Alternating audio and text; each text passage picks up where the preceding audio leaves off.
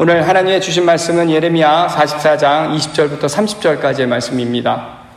구약성경 1124페이지에 있습니다. 예레미야 44장 20절부터 30절까지 말씀입니다. 봉독하겠습니다.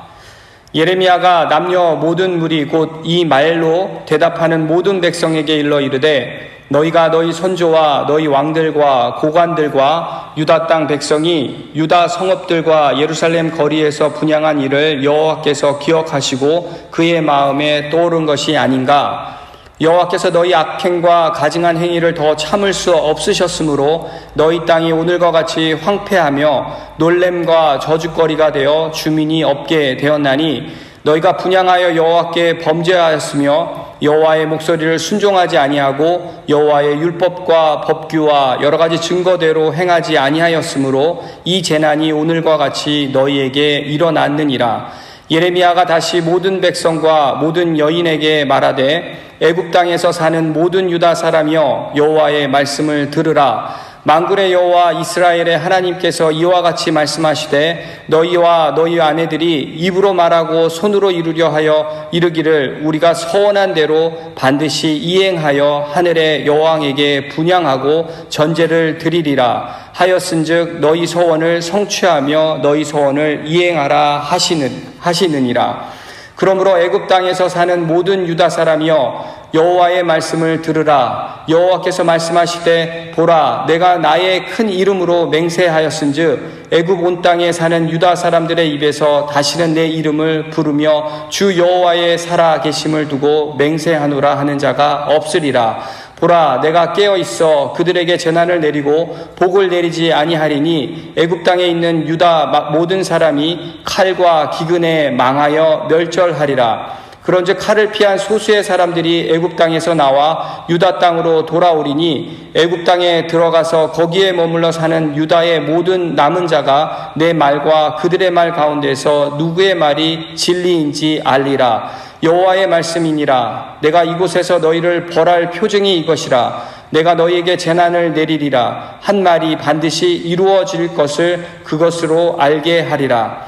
보라 내가 유다의 시드기야 왕을 그의 원수 곧 그의 생명을 찾는 바벨론의 느부갓네살 왕의 손에 넘길 것 같이 애굽의 바로 호브라 왕을 그의 원수들 곧 그의 생명을 찾는 자들의 손에 넘겨주리라. 여호와께서 이와 같이 말씀하셨느니라. 아멘. 여러분 오늘은 아름다운 퇴장이라는 제목과 함께 말씀을 나눠보도록 하겠습니다. 지금의 러시아 소련을 건국한 사람이 사회주의 혁명가인 레닌입니다. 레닌이 죽기 전에 이런 말을 남겼는데요.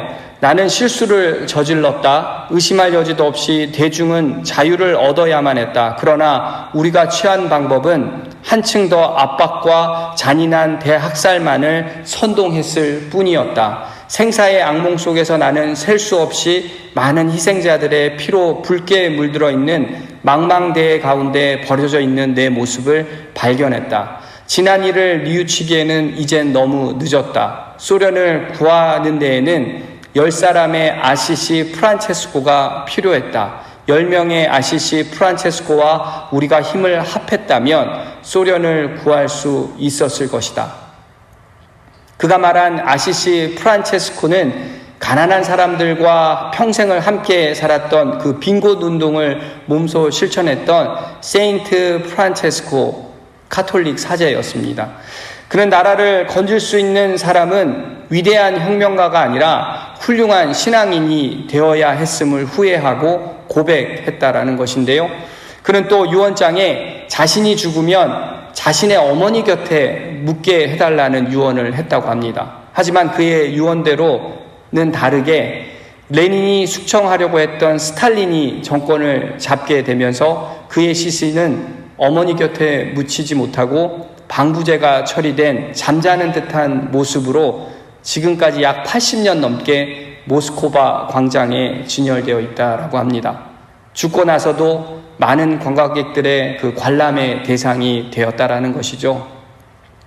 시편 14편 1절 말씀을 보니까 어리석은 자는 그의 마음에 이르기를 하나님이 없다 하는도다. 그들은 부패하고 그 행실이 가증하니 선을 행하는 자가 없도다.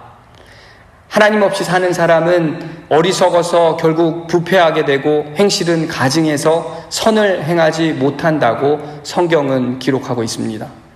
이처럼 하나님을 떠난 삶을 살았던 사람들은 분명하게도 언젠가는 그 자신의 삶을 후회하게 된다는 것이죠.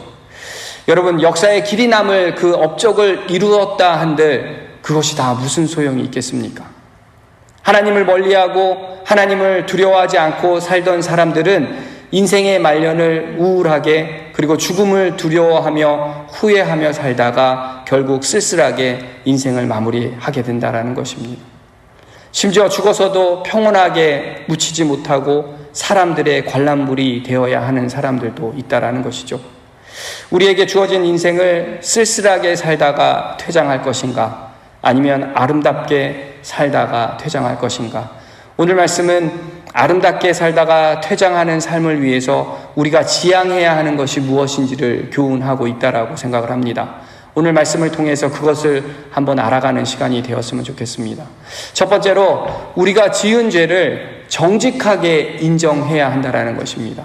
여러분, 20절부터 23절 말씀을 보겠습니다. 예레미야가 남녀 모든 무리 곧 이 말로 대답하는 모든 백성에게 일러 이르되 너희가 너희 선조와 너희 왕들과 고관들과 유다 땅 백성이 유다 성읍들과 예루살렘 거리에서 분향한 일을 여호와께서 기억하시고 그의 마음에 떠오른 것이 아닌가. 여호와께서 너희 악행과 가증한 행위를 더 참을 수 없으셨으므로 너희 땅이 오늘과 같이 황폐하며 놀램과 저주거리가 되어 주민이 없게 되었나니 너희가 분향하여 여호와께 범죄하였으며 여호와의 목소리를 순종하지 아니하고 여호와의 율법과 법규와 여러 증거대로 행하지 아니하였으므로 이 재난이 오늘과 같이 너희에게 일어났느니라. 애굽에서 이주한 그 백성, 유다 백성은 하나님으로부터 자신들이 왜 심판을 받아야 했는지를 알지 못했습니다. 아니, 어쩌면 알면서도 모른 척하고 있었다라는 것입니다. 그래서 예레미야가 그들에게 왜 심판을 받아야 하는지를 설명하고 있는 것인데요. 사실 그들은 예레미야 그 말씀을 통해 하나님께서 바벨론을 들어서 유다를 치신 그 분명한 이유와 결과에 대해서 들었었습니다. 출애굽하면서 예루살렘이 멸망하기 바로 직전까지 끊임없이 우상 숭배를 하고 율법을 지키지 않고 하나님께 불순종했던 그 자신들의 죄악 때문에 그들에게 들어서 알고 있었다라는 것이죠. 백성들뿐만 아니라 하나님의 말씀으로 올바르게 인도해야 할 의무가 있는 왕들과 고관들까지 우상 숭배의 그 죄가 뿌리 깊게 박혀 있었고 시간과 공간을 막론하고 모든 유다 백성들이 우상 숭배에 빠져 있다라는 사실을 하나님이 기억하고 계신다고 예레미야는 그들에게 다시 한번 반복해서 말씀하고 있다라는 것입니다. 그런데 이들은 반대로 불순종하고 애굽 땅으로 이주한 그들이 하늘의 여왕에게 분향하고 전제 드리는 것을 멈추고 나니까 오히려 모든 것이 궁핍해지고 재앙이 찾아왔다라고 반론을 제기하고 있다라는 것이죠. 참으로 안타까운 것은 그들이 오래전부터 선택받은 백성이었습니다. 하나님의 은혜와 그 축복 속에서 살았던 그 백성들이 어떻게 지금 이런 생각을 하고 불평과 불만이 가득한 마음으로 자신들의 그 죄악을 부인하고 있느냐라는 것이죠. 어떻게 하나님을 등지고 오랫동안 맺어온 그 하나님과의 그 언약과 그 신앙의 그 유산을 한순간에 외면할 수 있을까 하는 그런 의문이 들 정도입니다. 결국 하나님이 그들이 자신들의 그 죄를 합리화시키는 것에 더 이상 참지 아니하시고 그들에게 심판을 내렸던 것입니다. 여러분, 하나님은 인간인 우리에게 분명하게도 되는 일, 해야 하는 일, 그리고 하지 말아야 되는 일, 안 되는 일을 분명하게 가르쳐 주셨고 그 경계도 확실하게 말씀해 주셨습니다. 하지만 인간이 우리는 그 말씀을 어기고 죄를 짓는 것이고 그리고 죄를 짓고 나면 자신의 죄를 인정하기 싫어합니다. 오히려 주변의 사람들을 탓하고 환경을 탓하고 이런저런 핑계를 대다가 결국은 자신의 죄를 부인하고 자신의 의지와는 무관했다라는 것을 주장하게 된다라는 것이죠. 이런 모습이 어디에서부터, 이런 인간의 모습이 어디에서부터 출발한 것입니까? 바로 인류의 그 죄와 사망을 가져다준 아담으로부터 시작이 되었습니다. 당시 하나님께서 아담에게 어찌하여 내가 따먹지 말라고 한 선악과를 따먹었느냐라고 추궁하셨습니다. 그때 아담은 자신의 죄를 자백하기보다는 하나님께서 짝지어 주신 그 짝지어 주신 여자 하와가 그것을 주었다라고 변명을 했었죠. 하지만 그 변명은 소용이 없었습니다. 변명에도 불구하고 아담과 하와는 자신들의 그 죄에 대한 대가를 분명하게 치렀습니다. 하나님께서 그들에게 말씀하신 대로 그들의 죄를 대가를 치를 수밖에 없었다라는 것입니다. 이처럼 우리들도 우리가 지은 죄에 대해서 어떠한 핑계도 변명도 소용이 없다라는 것이죠. 심리학적으로 죄를 범한 사람들의 그 사고방식의 하나가 죄를 짓기 전에 지을 수밖에 없었다라는 그 이유를 미리 생각해 놓는다라고 합니다. 죄에 대한 그 합리화를 미리 계산해 놓는다라는 것이죠. 그런 식으로 합리화를 하다 보니까 스스로 체면에 걸리게 되고 계속적인 그 죄를 반복하게 되면서 죄인지 아닌지조차를 분별하지 못하고 죄가 아니라고 착각 속에서 계속해서 살게 된다라고 합니다. 하지만 본인은 아무리 죄가 아니라 주장한들 그것이 하나님 앞에 서게 되면, 그 심판대 앞에 서게 되면 어떻게 되는 것입니까? 당연히 하나님을 속일 수가 없는 것이죠. 사람들을 속이고 자신도 속일 수 있다라고 말할 수 있지만 모든 것을 다 아시는 그 전능하신 하나님이 그것을 다 보고 계시고 그 하나님께서 모든 것을 판단하시고 심판한다라는 사실입니다. 그렇기 때문에 우리는 죄를 지으면 하나님 앞에 어떠한 변명도 그리고 핑계도 소용이 없다라는 사실을 우리는 잊지 말아야 하는 것이고, 그리고 우리 스스로 합리화하는 그 어리석음을 범하지 말고 정직하게 우리의 죄를 인정하고 하나님 앞에 나아가야 한다라는 것입니다. 이처럼 우리가 아름다운 인생을 살다가 우리가 퇴장하려면 첫 번째로 우리가 평생 살면서 지은 모든 죄악을 정직하게 하나님 앞에 인정해야 한다는 것입니다. 그리고 두 번째는 우리는 하나님께서 만들어 놓으신 그 울타리를 벗어나지 말아야 한다는 것인데요. 24절과 25절 말씀을 보시면 예레미야가 다시 모든 백성과 모든 연인에게 말하되 애굽 땅에서 사는 모든 유다 사람이여 여호와의 말씀을 들으라. 만군의 여호와 이스라엘의 하나님께서 이와 같이 말씀하시되 너희와 너희 아내들이 입으로 말하고 손으로 이루려 하여 이르기를 우리가 서원한 대로 반드시 이행하여 하늘의 여왕에게 분향하고 전제를 드리라 하였은즉 너희 서원을 성취하며 너희 서원을 이행하라 하시느니라. 하나님은 예레미야를 통해서 애굽 땅에 사는 모든 유다 사람들에게 그들이 저지르고 있는 우상 숭배, 그리고 그들이 우상에게 서원한 바대로 이행하라고 말씀하고 계십니다. 그런데 좀 이상합니다.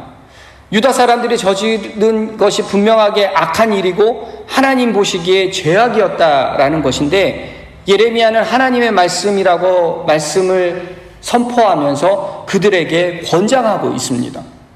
잘못 생각하면 하나님께서 유다 백성들을 범죄와 그 타락으로 몰아넣는 것 같이 보일 수도 있겠지만 그것이 아니라 더 이상 유다 백성들에 대한 자비가 없음을 하나님께서 말씀하고 계시는 것입니다. 자비가 더 이상 없다라는 것은 이제 하나님의 그 관심에서 벗어났다라는 것입니다. 과거 유다의 멸망은 그들의 죄악을 묻는 심판이었지만 하나님께서 그들을 완전하게 포기하시지는 않으셨습니다. 하나님은 심판과 동시에 회복에 대한 약속을 분명하게 말씀을 하셨습니다. 하지만 지금은 우상 숭배를 계속해서 고집하는 그들에게 너희들이 하고 싶은 대로 하라라고 말씀하고 계신 것입니다. 더 이상 그들을 하나님의 백성으로 보지 않겠다라는 뜻으로 이제 그들을 버리시겠다라고 강력하게 하나님의 의사를 표명하고 있다라는 것입니다. 더 이상 그들은 하나님의 관심의 대상이 아니기에 그들이 어떻게 되든지 하나님은 관심을 두지 않겠다라고 말씀하고 계신 것이죠. 여러분, 하나님께서 택한 백성은 늘 가까이 보호하시고 긍휼하게 베풀어 주셨습니다. 물론 잘못을 했을 때 징계와 형벌도 내리셨지만 그것은 그들이 잘되게 하려는 하나님의 훈계였습니다. 우리도 역시 자녀를 키울 때 보면 마냥 오냐오냐 하고 키우지만은 않지 않습니까? 때로는 혼도 내고 훈육을 합니다. 그것이 자녀들이 바르게 성장하는 방법이고 그 길이라고 믿기 때문에 그렇게 하는 것입니다. 이처럼 하나님은 그 마지막 순간까지 그들을 훈육하시면서 기회를 주셨습니다. 내가 정한 그 울타리만큼은 벗어나지 말라고. 내가 정한 그 울타리에 벗어나면 이제는 더 이상 기회가 없다라고 분명하게 하나님께서 말씀하셨는데 그들은 그 말씀을 듣지 않고 지키지 않았다라는 것입니다. 이처럼 하나님은 우리들에게도 역시 사탄의 종이 되어서 그 죄악이 극에 달하면 포기할 수 없다라고 말씀하고 계시는 것입니다. 일시적으로 감정적인 그 죄와 유혹에 실족한 것이 아니라 시간과 경험을 통해서 사탄을 섬기기로 너희들이 작정했다면 더 이상 나의 울타리에 거하는 삶을 사는 것이 아니다라고 하나님은 우리들에게도 말씀하고 계신 것입니다. 여러분, 예수님이 가룟 유다에게도 동일하게 말씀하셨습니다. 요한복음 13장 27절 말씀을 보면 조각을 받은 후 곧 사탄이 그 속에 들어간지라 이에 예수께서 유다에게 이르시되 내가 하는 일을 속히 하라 하시니, 사탄의 울타리에 이미 들어간 자에게는 더 이상 하나님의 일하심을 기대할 수가 없다라고 성경은 분명하게 말하고 있습니다. 그렇기에 하나님은 더 이상 내 울타리 안에 있지 않은 자에게는 보호와 돌보심이 아닌 심판하실 것을 선언하시는데요. 26절과 27절 말씀을 보시면 그러므로 애굽 땅에서 사는 모든 유다 사람이여 여호와의 말씀을 들으라. 여호와께서 말씀하시되 보라 내가 나의 큰 이름으로 맹세하였은즉 애굽 온 땅에 사는 유다 사람들의 입에서 다시는 내 이름을 부르며 주 여호와의 살아계심을 두고 맹세하노라 하는 자가 없으리라. 보라 내가 깨어있어 그들에게 재난을 내리고 복을 내리지 아니하리니 애굽 땅에 있는 유다 모든 사람이 칼과 기근에 망하여 멸절하리라. 하나님은 내 울타리 밖으로 나간 너희에게는 이제 복이 아닌 재앙을 내려 모두가 칼과 기근에 망하게 될 것임을 분명하게 말씀하십니다. 계속해서 28절의 말씀을 보면 단 소수의 사람만이 유다에 돌아가게 될 것이고 그때 남은 자들만이 어떤 말이 하나님의 진리된 말씀인지를 알게 될 것이라고 말씀하고 있습니다. 이처럼 성경은 분명하게 하나님을 떠난 삶을 살고 하나님의 울타리를 벗어난 사람들에게는 심판이 임하게 되는 것이고 하나님의 울타리 안에 사는 자들은 구원이 임한다라고 분명하게 말씀하고 있습니다. 여러분, 하나님의 징계가 있다라는 것은 여전히 하나님의 관심의 대상이고 하나님의 자녀라는 증표입니다. 아직 우리가 하나님의 울타리 안에 있다라는 증거라는 것이죠. 그렇게 우리는 그 징계에 대해서 감사하며 살아야 한다라는 것이죠. 또 이와 같은 하나님의 말씀은 우리의 그 개인의 삶뿐만이 아니라 우리의 공동체에게도 적용돼야 함을 우리는 반드시 인지해야 한다라는 것입니다. 하나님 우리의 공동체도 긍휼한 마음으로 보시고 그리고 관심을 가지시고 여전히 우리를 관찰하고 계시고 공동체가 더욱 견고하게 세워질 것을 원한다라는 사실입니다. 그렇게 우리 모두는 이와 같은 하나님의 그 말씀의 섭리를 우리가 깨달아야 하고 그 말씀을 믿고 감사한 마음으로 지금의 그 어려운 상황을 이겨내야 한다라는 것이죠. 이처럼 우리들이 아름다운 인생을 살다가 퇴장하기 위해서는 첫 번째, 우리가 지은 죄를 정직하게 인정해야 한다라는 것이었습니다. 두 번째로 하나님의 울타리 안에 우리는 벗어나지 말아야 한다라는 것이었습니다. 마지막 세 번째는 우리가 믿어야 하는 대상은 다른 우상이 아니라 그 강하신 하나님만을 믿고 의지해야 한다는 것입니다. 29절과 30절 말씀을 보겠습니다. 여호와의 말씀이니라 내가 이곳에서 너희를 벌할 표징이 이것이라 내가 너희에게 재난을 내리리라 한 말이 반드시 이루어질 것을 그것으로 알게 하리라. 보라, 내가 유다의 시드기야 왕을 그의 원수 곧 그의 생명을 찾는 바벨론의 느부갓네살 왕의 손에 넘긴 것 같이 애굽의 바로 호브라 왕을 그의 원수들 곧 그의 생명을 찾는 자들의 손에 넘겨주리라. 여호와께서 이와 같이 말씀하셨느니라. 이제 하나님께서는 심판의 표징으로 바로 왕 그 호브라가 전쟁에서 패하고 원수들의 손에 넘겨져 죽게 될 것임을 예언하고 계십니다.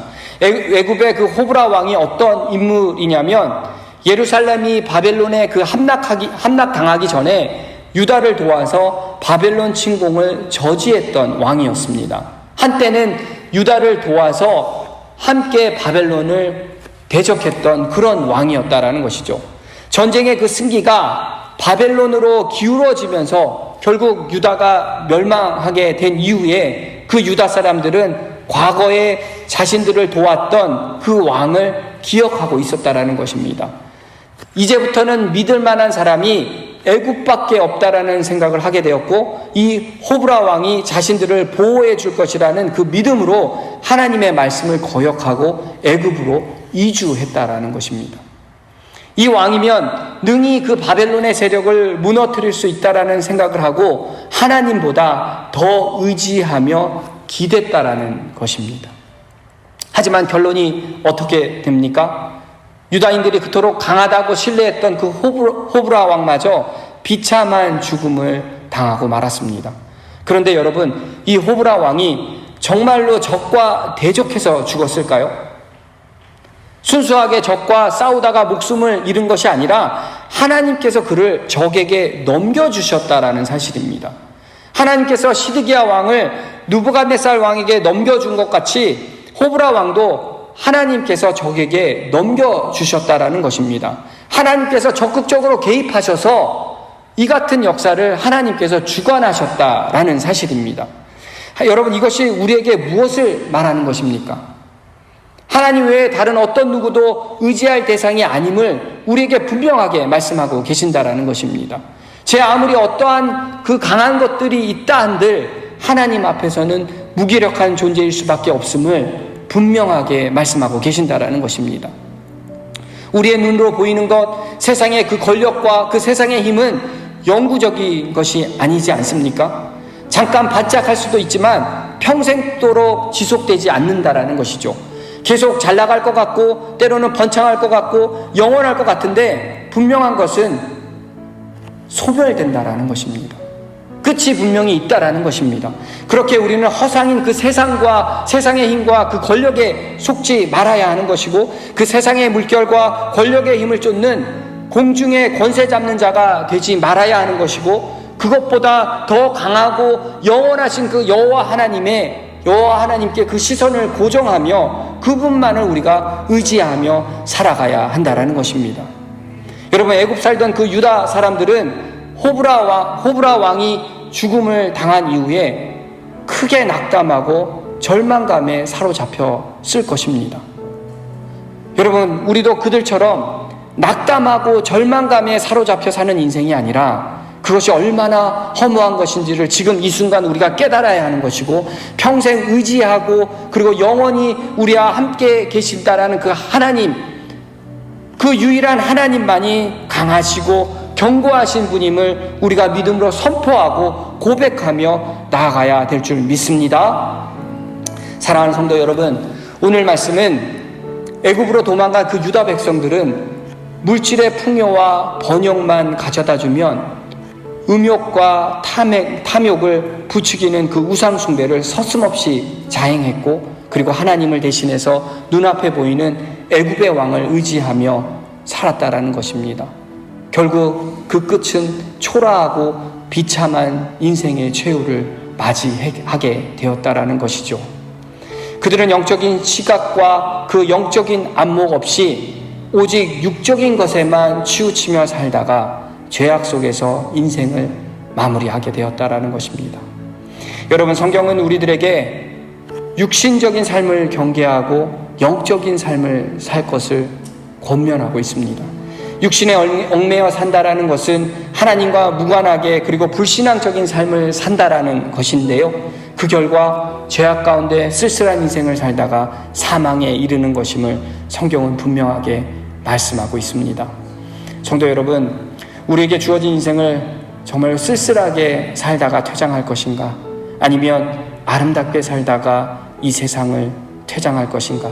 만약 그 기로에 서서 결단하셨다면 이제부터는 그 주신 말씀을 우리가 붙잡고 우리를 위해서 죽으신 그 예수 그리스도의 그 십자가의 사랑을 실천하며 살아야 할 줄 믿습니다. 제 아무리 세상 사람들이 기억하는 그 업적을 남긴다 한들 하나님 없는 삶은 그것이 다 무슨 소용인지 다시 한번 여러분 생각하시고, 하나님 없는 그 실패한 삶을 살다가 후회하며 쓸쓸하게 퇴장하는 그런 인생이 아니라 우리의 죄를 정직하게 인정하고 하나님의 그 울타리 안에서 그 강하신 여호와 하나님을 의지하며 아름다운 인생을 살다가 저 뒤편에서 우리를 반갑게 맞이하시는 그 주님의 품에 안기는 저와 여러분이 되시길 주의 이름으로 축원드립니다.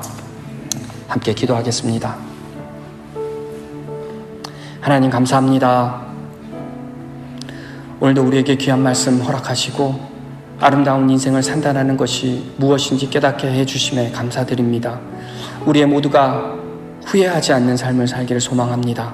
그 유일한 길은 오직 하나님의 말씀임을 다시 한번 기억하게 하시고, 저에게 말씀하신 대로 죄를 정직하게 인정하게 하시고 하나님의 울타리 안에 거하는 삶, 그 울타리에 벗어나지 않는 삶, 오직 강하신 그 여호와 하나님만을 믿고 의지하며 이 세상을 살아가게 하여 주시옵소서. 주신 말씀을 듣고 끝나는 것이 아니라 말씀대로 행하는 삶을 살게 하시고, 나는 죽고 내 안에 사신 오직 예수 그리스도만이 살아서 증거되는 그런 아름다운 인생들 되게 하여 주시옵소서.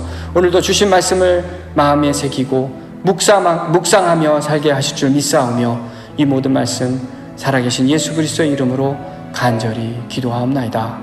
아멘.